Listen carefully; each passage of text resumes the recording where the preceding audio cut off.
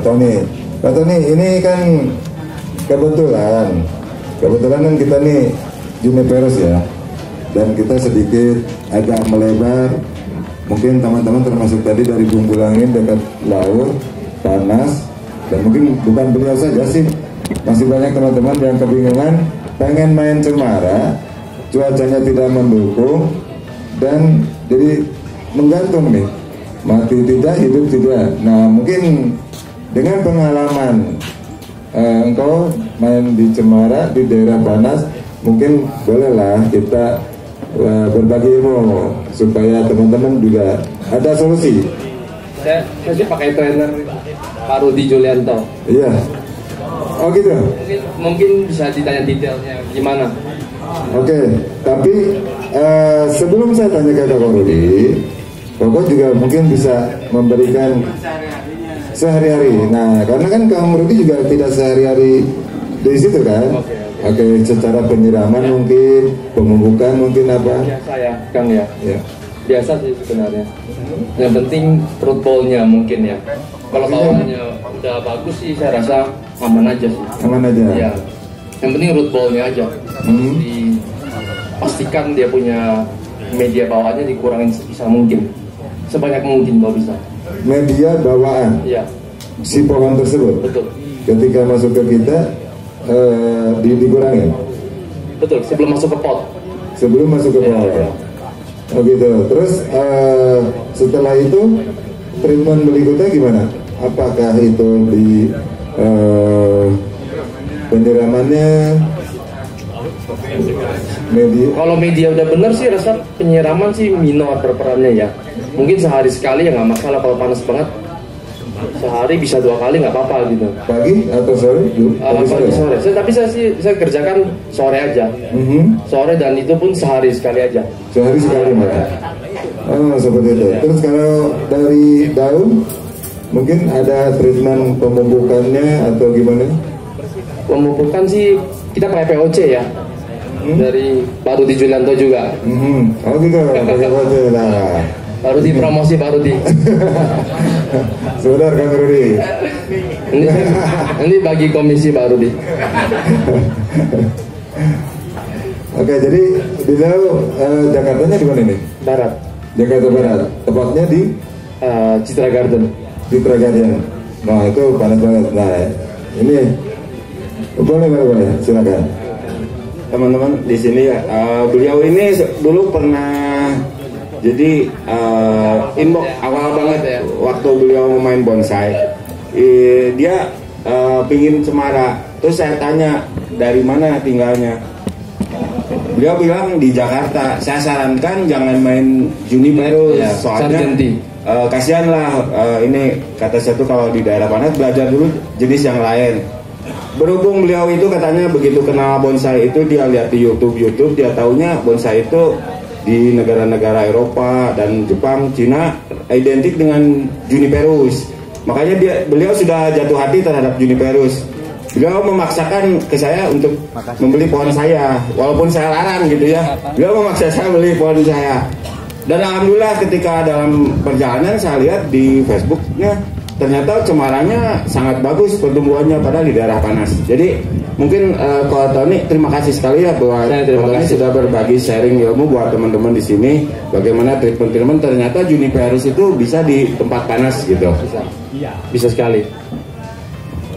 Ya, itu tadi statementnya, mudah-mudahan teman juga. Tapi dari tadi jual beli terus nih.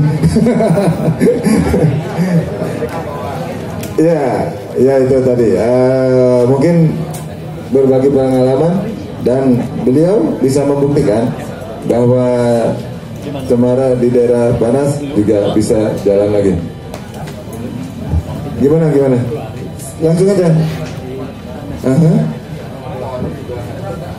Jadi pohonnya juga memang katanya sudah memang posisi di sebelum dia beli dia udah tahu bahwa posisi pohon itu memang sehat gitu, sudah aman, jadi berani berspekulasi gitu. Ya betul. Mungkin ada saran juga kalau seumpama ada juga teman yang bilang, jadi beli pohonnya kalau seumpama beli di Bandung ya, itu yang sudah diaman, maksudnya itu di pot bonsai yang sudah lama. Jadi ketika dia bawa pindah, itu kita tidak mengganggu si akarnya tersebut, karena di tempat sendiri pun kalau kita bermain pangkas akar, itu kan pohon istilahnya sakit dulu lah. Nah ini mungkin logikanya kalau saya dapat itu sudah pindah cuaca, dipangkas pula dibikin sakit. Nah ini yang berbahaya, mungkin menurut saya seperti itu. Jadi kalau bisa pohon yang sudah kuat di pot, nah dibawa, apalagi di pot bonsai ya, itu kan sudah jalan aman. Mungkin pindah tempat itu mereka hanya, atau si pohon itu hanya survive di cuacanya saja. Jadi mungkin agak bisa bertahan daripada begitu datang masih beradaptasi, dibikin sakit juga. Nah itu mungkin yang sedikit agak mengganggu. Mungkin tadi Kak Tony melemparkan ke Kang Rudi nih di Jakarta, karena beliau juga yang merawat cemara di Jakarta. Monggo Pak Kang Rudi. Ya, saya termasuk penggiat atau penghobi bonsai yang tidak pernah memaksakan dalam masalah ini. Ini adalah masalah iklim, ya. Seperti tadi pada dasarnya kita bonsai itu tidak bisa meniru di Jepang, meniru di Cina, tidak bisa. Karena kita punya iklim sendiri dan kita punya spesies. Apalagi kalau tadi saya sebut seni bonsai adalah seni budaya, kita punya budaya sendiri lain. Ya, jadi inilah yang saya maksud, sebaiknya di dalam berkarya seni bonsai tidak meniru apa yang sudah dilakukan di teman-teman negara lain. Karena bukan kita tidak mau, bukan kita kepingin berbeda, tidak. Sebenarnya karena keterbatasan kita terhadap iklim yang berbeda.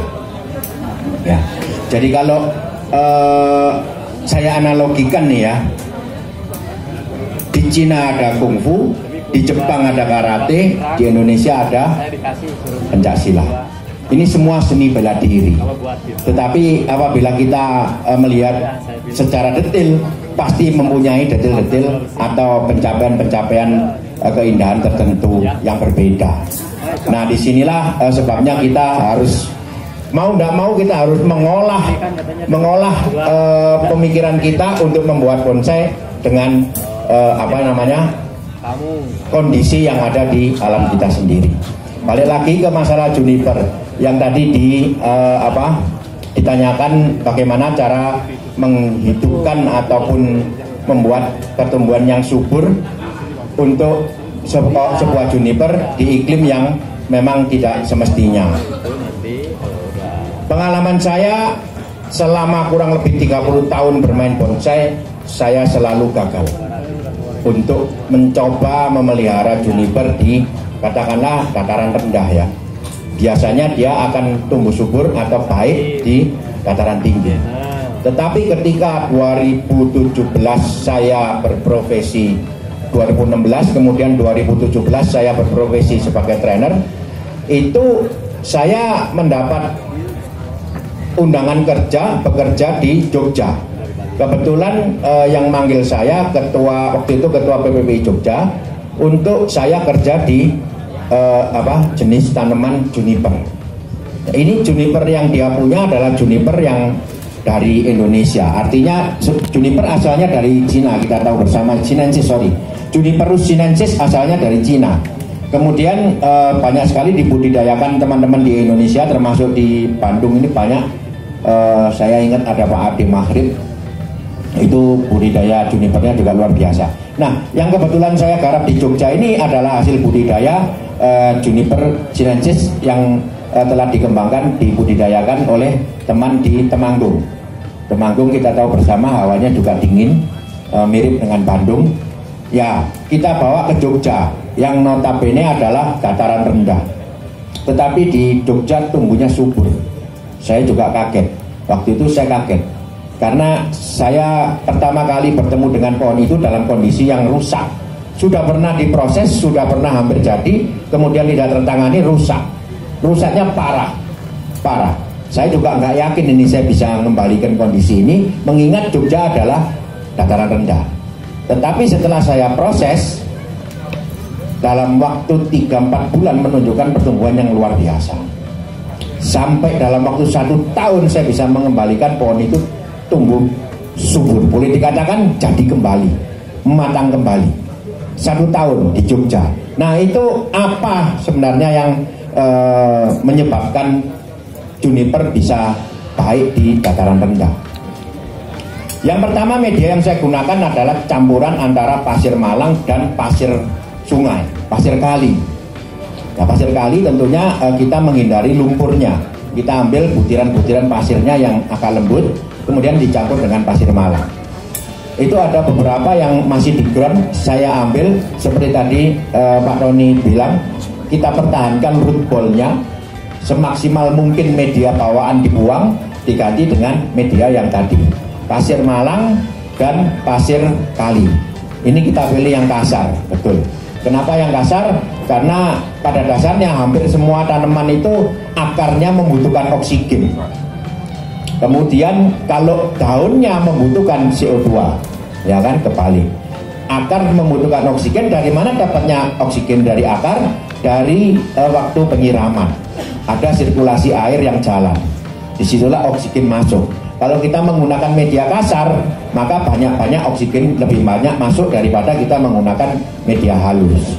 Nah, terjadinya pembusukan juga mungkin bisa terhindar karena tidak ada endapan air yang bergenang cukup lama. Media porus itu nomor 1 yang memang harus dikondisikan dalam juniper. Piara dimanapun, di dataran tinggi, dataran rendah, gunakan media yang kasar. Media bonsai itu perlu diketahui ya teman-teman ya, hanya barang yang sifatnya anorganik. Jadi media itu tempat tumbuhnya akar. Media itu bukan, pot ini bukan gudang makanan yang kita isi dengan makanan-makanan untuk pohon yang nantinya akan blunder buat kita. Karena apa? Makanan-makanan tersebut atau zat-zat organik tersebut akan membusuk di dalam pot, seperti kotoran kambing, humus, kompos, sekam, kemudian apa, daun-daunan atau apa yang masih organik. Nah, barang-barang itu memang baik untuk pupuk, tetapi harus dikondisikan dulu supaya bisa benar-benar tersuplai atau dimakan oleh pohon. Seperti kita punya manusia, harus makanan harus dimasak dulu supaya bisa dimakan dengan kita dengan aman tanpa mengganggu kesehatan kita. Sama, pohon juga diberi makan, makanya berupa apa? Pupuk. Pupuknya apa? Pupuk yang baik adalah pupuk organik, artinya pupuk yang dibuat dari zat organik yang kemudian difermentasi terlebih dahulu. Proses fermentasi ini adalah diibaratkan sebagai proses makanan mentah dimasak menjadi makanan matang. Tanpa fermentasi jangan sekali-sekali diberikan kepada pohon kita, apalagi ditanam di dalam media. 2-3 bulan busuk. Pertama bagus, tetapi 3 bulan 4 bulan ke atas pasti nanti ada masalah. Karena apa? Karena yang kita tanam busuk. Busuk menyebabkan apa? Menyebabkan kondisi media menjadi sifatnya asam. Asam itu busuk, basa itu baik. Jadi itu hubungannya sama apa? Sama pH. Ya, pH-nya kalau rendah, pembusukan, maka pertumbuhan akar akan terhambat. Ya, oke, balik lagi ke juniper tadi. Nah, kita mengusahakan untuk nah disitulah saya baru percaya bahwa juniper bisa dipiara di dataran rendah. Tetapi saya tidak begitu saja untuk segera memformulakan, oh ini rahasianya apa tuh? Bukan rahasia apa ya? Kondisinya yang diminta adalah pasir malang dan ini. Enggak.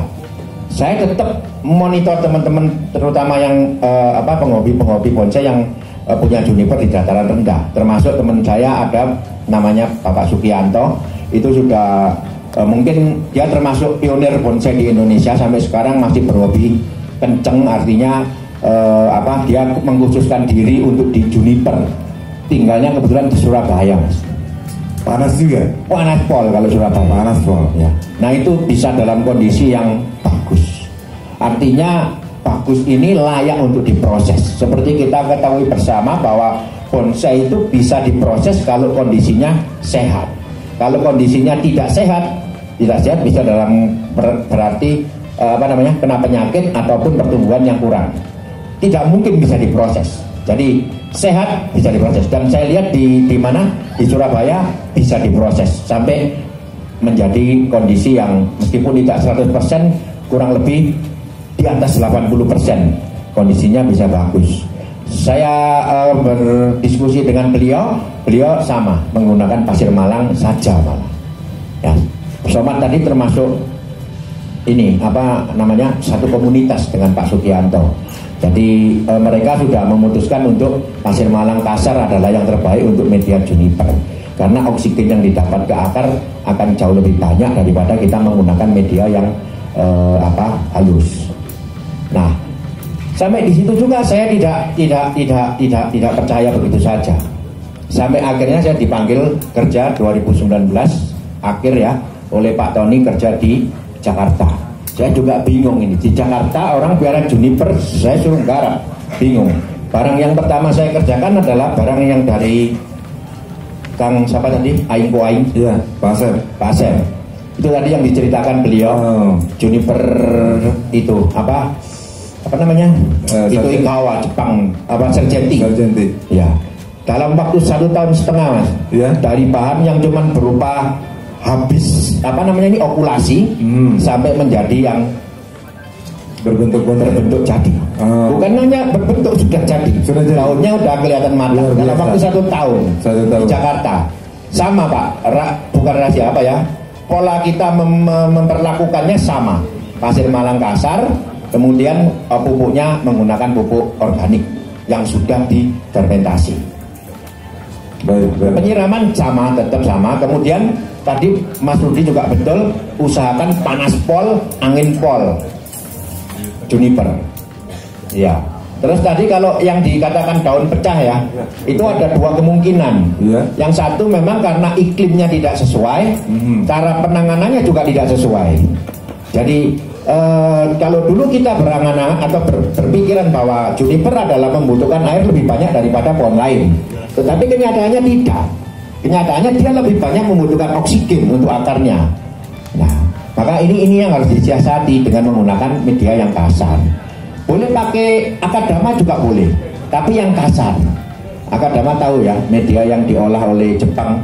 Sebenarnya itu adalah tanah liat yang diolah menjadi seperti kerikil-kerikil gitu. Butiran-butiran ya. Gitu ya. Jadi itu sebenarnya penciptaan media yang jenius itu. Karena apa? Dengan dibuat butiran maka dia akan porus kan. Ada rongga-rongganya. Ya, porus. Oksigen juga banyak. Kemudian terbuat dari bahan tanah liat, dia masih punya sifat menyerap air. Nah, betul. Kalau pasir malang beda, dia kasar saja, porus saja, tetapi tidak bagus menyerap air. Betul. Kalau akadama lebih bagus, tapi ya lebih mahal. Mahal sekali. Bisa diganti 5 kilo 400.000. Bisa diganti sama tanah merah gitu kan? Nah, tanah merah terlalu lembut. Kalau kita simpan lama-lama hancur jadi seperti jadi lumpur. Ya, itu yang akan menyebabkan padat. Maka rongga yang kita harapkan untuk oksigen banyak berkurang. Maka tadi Somad juga pengalamannya habisin media bawaannya awal, artinya tanah liat kan, itu tanah gunung kan, habisin sebanyak mungkin, sisakan di tengah di root ball saja. Itu tujuannya itu. Nah, nanti akar yang baru akan tumbuh di media yang baru, yang banyak oksigennya, yang berongga-rongga banyak oksigennya. Ya. Seperti itu sih kira-kira pengalaman. Sampai sekarang pun juga saya masih mempelajari, masih terus saya ada galeri di Surabaya juga berusaha untuk punya sinensis untuk kita coba bagaimana sampai eksperimen. Iya. Ya, ternyata kalau dari Surabaya saya sudah membuktikan mereka berhasil. Surabaya. Kemudian tadi daun yang pecah ya, daun pecah ada 2. Yang satu karena kita proses. Ini daun jarum, pada dasarnya sinensis ini berdaun jarum. Kalau kita potong pada saat proses, mungkin ada yang dipotong ya, dipotong begini, nanti tumbuhnya dia akan pecah. Dimanapun, di Bandung atau di daerah dataran rendah sama. Ini saya bilang kenapa kok daun sinensis bisa pecah? Karena dipotong. Ya, sebaiknya bagaimana nanti pada saat kita memperlakukan daun, nanti ini saya akan praktekkan. Kemudian yang kedua alasannya karena dia hidup di iklim yang kurang cocok dengan penanganan yang kurang baik juga. kurang baik. Itu hasilnya akan pecah dan kekuningan. Ya betul. Ya. Itu keluhan-keluhan teman-teman. Ya, pecah dan kekuningan. Nah itu berarti dia tidak dalam kondisi yang Bagus. artinya kondisi media dan kondisi perawatan, pupuknya kurang atau segala macam, itu sebabnya. Ya. Semakin diteduhkan semakin kuning dan semakin rontok. Ya, nah itu coba kalau yang pohonnya begitu bisa dicoba dengan tadi, dihabisi medianya, ditanam dengan pasir malang, kemudian dicoba lagi pupuk yang baik, dipanaskan gitu, dicoba, nanti hasilnya akan hijau. Nah, daun yang sudah pecah itu dibiarkan saja, nanti dia akan berbentuk jarum lagi, tapi prosesnya lama. Yang ujung-ujungnya itu ya? Lebih dari 1 tahun. Lebih dari 1 tahun. Makanya sebaiknya untuk penanganannya sinensis hindarkan memotong daun. Hindarkan memotong daun. Memangkas mungkin ya? Iya, ini dipangkas, ini hindarkan. Ya. Itu akan rusak. Betul. Akan rusak dan pecah. Betul. Nanti saya akan praktekkan bagaimana seharusnya penanganan pada daun sinensis dan apa harapan tumbuhnya. Jadi kalau kita begini kan harapannya tumbuhnya apa? Baik Kang Rudi, terima kasih penjelasannya. Dari pengalaman teman-teman juga ada. Mungkin ada yang mau bertanya lagi nih, ataupun tidak Juniperus juga mungkin di sini senior-senior saya bisa memberikan penjelasan, tidak hanya di media tapi di pembentukan ataupun apa itu yang berkaitan dengan dunia bonsai.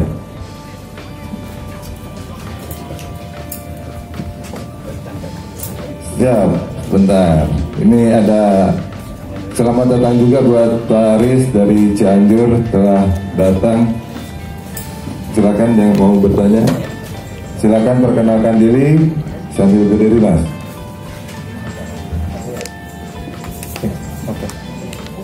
Terima kasih banyak. Perkenalkan, nama saya Zafir Fadila. Saya dari mahasiswa UI dari Agrotek. Katanya mau saya dari Bandung juga. Mungkin pertanyaannya karena ini ada 2 spesialis bonsai ya. Dari kemarin saya mendengar kalau bonsai itu memiliki harga yang cukup tinggi mungkin ya, baik di Indonesia maupun di luar Indonesia. Dari kemarin itu saya mendengar bahwa bonsai itu sudah pasti gitu, kalau misalkan kita ngejual bonsai itu pasti dengan harga yang tinggi gitu, dengan kualitas yang cukup tinggi juga. Nah, mungkin bagi kami mahasiswa berpikir bahwa ini tuh potensi besar untuk kami gitu, untuk masa depan kami apabila kami ingin mendapatkan misalnya cuan lebih lah ya, cuan yang lebih gitu, sampingannya gitu, mungkin bisa dari bonsai gitu. Nah, tapi dari saya pribadi sendiri